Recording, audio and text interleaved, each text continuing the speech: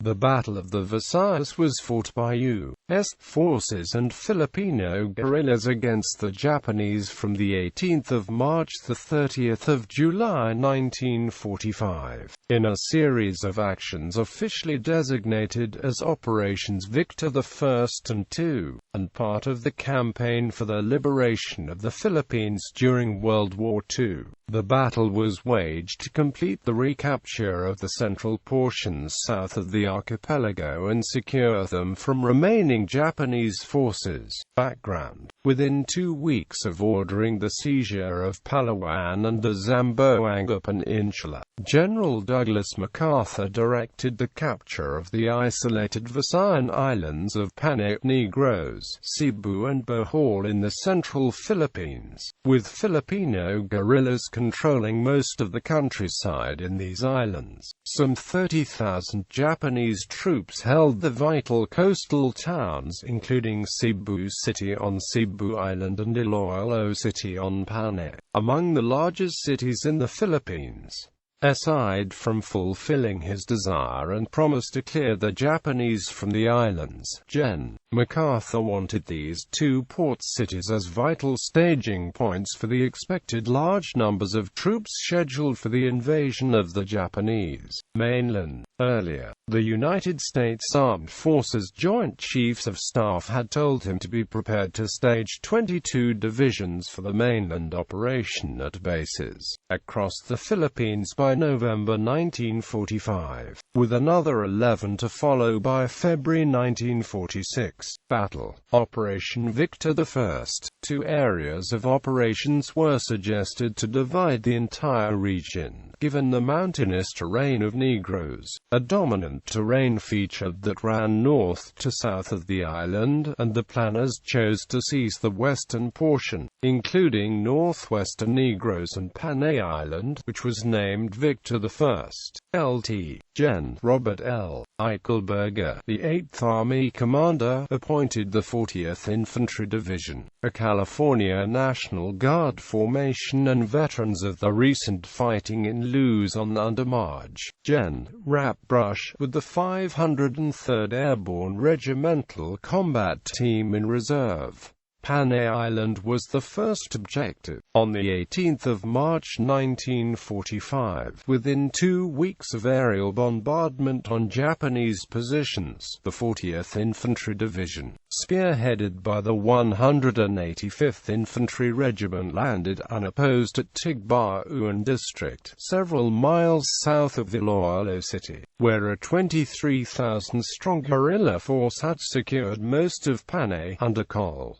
Macario Peralta, recalled Gen. Eichelberger. Filipino guerrillas stood stiff, resplendent in starched khaki uniforms and ornaments and decked in battle gear. The regiment proceeded to seize the airfield at Barrio Taring, Cabatuan, Iloilo. This airfield was called the Taring Landing Field by the Free Panay civil government of Governor Thomas Confesa and the Panay guerrillas of Col. Peralta, the Cabatuan airfield by the Japanese forces, and the Taring airfield by the American forces. By mistake, the Americans also called it the Santa Barbara airfield even though it is not located in Santa Barbara. The Americans were apparently cognizant of the error that they usually write next to the name. It is worth noting that there is no Barrio Taring in the neighboring town of Santa Barbara, only in Cabatuan. Other writers who do not know the geography of the place may have added to the error by simply assuming that an airfield mistakenly called Santa Barbara is located in a place called Santa Barbara, even though it is actually located in Cabatuan, Iloilo.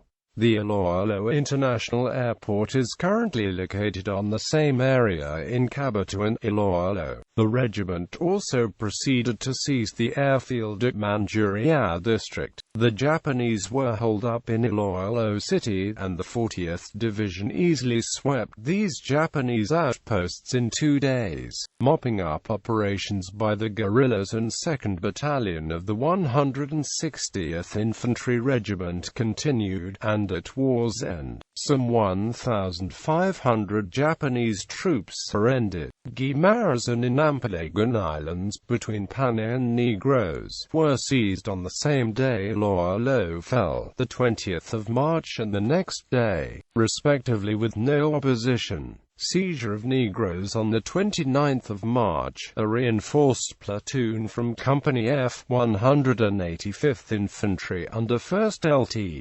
Aaron H. Hansen slipped ashore ahead of the main landings to be staged near Bacolod City, seized the 650-foot steel truss Bago River Bridge, which separated Pandan Point from the city itself, a vital link in supporting movement of heavy weapons and equipment. The Japanese guards were surprised, and the bridge was secured for several hours before reinforcements arrived. The sudden seizure of the Bago River Bridge easily allowed the 185th Infantry Regiment to land at Pulu Pandan unopposed. Then they advanced rapidly, seizing 7 more bridges in turn, and finally captured Bacolod City the next day, the 30th of March. Mostly because the Japanese did not contest the beach landings. With the use of artillery, they could have inflicted numerous casualties. The 40th Division pushed farther inland and toward Talisay,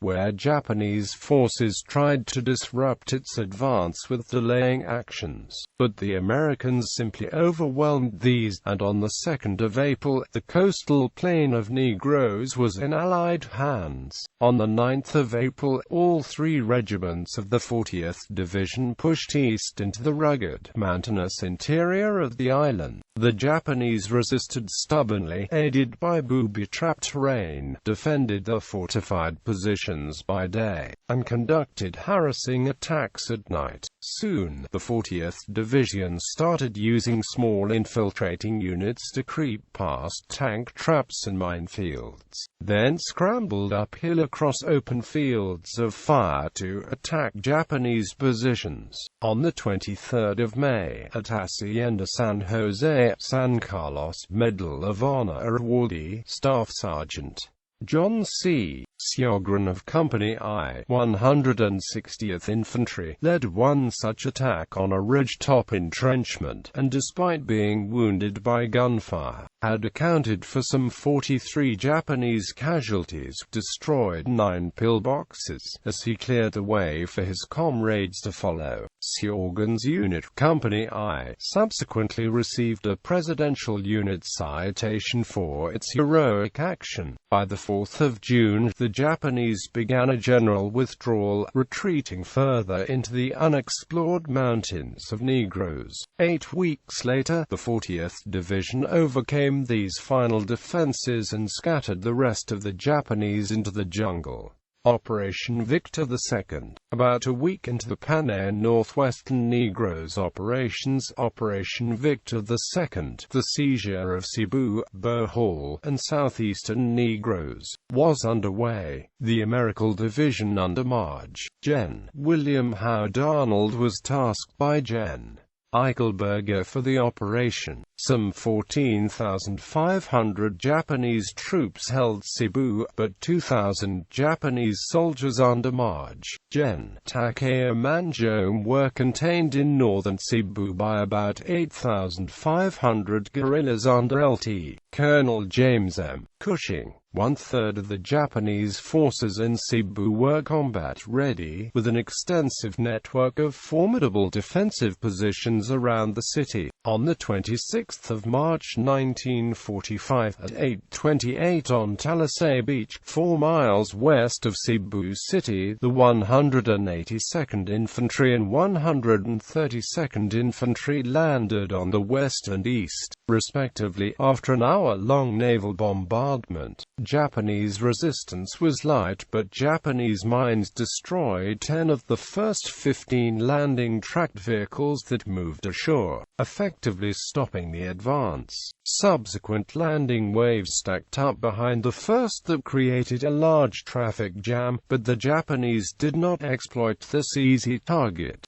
Some 2 hours later, the traffic lessened as troops cautiously picked the way through the dense minefield, and pontoons were later used to circumvent the mine barriers. The next day, the 27th of March, the American division moved into already devastated Cebu City, as the Americans began a rapid advance. On the 28th of March, Lafag Airfield 2 miles northeast of Cebu was seized, as Arnold's troops began to confront 2 heavily defended Japanese positions in the outpost line, capturing one on the same day. The 182nd Infantry continued its attack the following day, then the Japanese detonated an ammunition dump on the second hill, with one 182nd Company sustaining 50 killed or wounded in the explosion. In the succeeding days, savage resistance continued in the Japanese lines around the city, and as the American division grimly assaulted individual positions with tank infantry teams and with crucial fire support from offshore 7th Fleet destroyers, the Japanese slowly gave ground.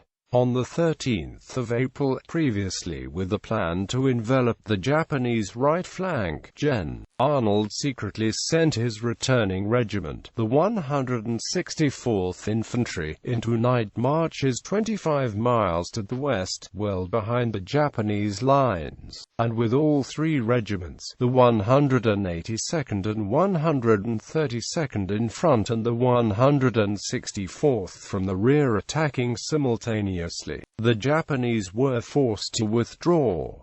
With the continued presence of their artillery fire, Gen. Manjome realized that his entire force would surely be annihilated, and he ordered a retreat into the mountainous northern reaches of Cebu on the 16th of April. Pursuit operations began on the 20th of April, and together with Cushing's guerrillas, killed any Japanese who turned to fight. Some 8,500 Japanese troops remained holed up in northern Cebu until the end of the war. Capture of Bohol and Southeastern Negros on the 11th of April 1945. Well before the fighting in Cebu subsided, the American division went to action elsewhere, as Bohol Island and Southeastern Negros became the next targets, when a battalion of the 164th Infantry landed on Tagbilaran City on Bohol's western coast, with the assistance of local guerrilla forces led by Major Ingeniero. The battalion pushed inland, located the defenders and cleared the island of Japanese resistance by the end of the month, at a cost of 7 men killed. On the 26th of April, remnants of the 164th went ashore at Sibulan, some 5 miles north of Dumaguete, rendezvoused with a reconnaissance troop of the 40th Division, and in 2 days, attacked the 1,300-strong Japanese force entrenched in forbidding hill positions surrounding Dumaguete. Major combat operations continued until the 28th of May 1945, when the Japanese positions fell and Filipino guerrillas assumed responsibility for mopping up operations. The 164th Infantry suffered 35 men killed and 180 wounded in southeastern Negros, while the Japanese lost 350 men and 15 were captured. Aftermath. Overall, the Visayas operations of the U.S. 8th Army suffered relatively light casualties in comparison to Japanese figures. The 40th Division in Panay and northeastern Negros suffered 390 killed and 1,025 wounded, with the Japanese sustaining 4,080 killed, with another 3,300 succumbed to disease and starvation. The American division at Cebu and Bohol suffered 417 killed and 1,700 wounded, with Japan sustaining 5,750 killed and 500 wounded. Though some Japanese units had survived deep in the mountains, Gen.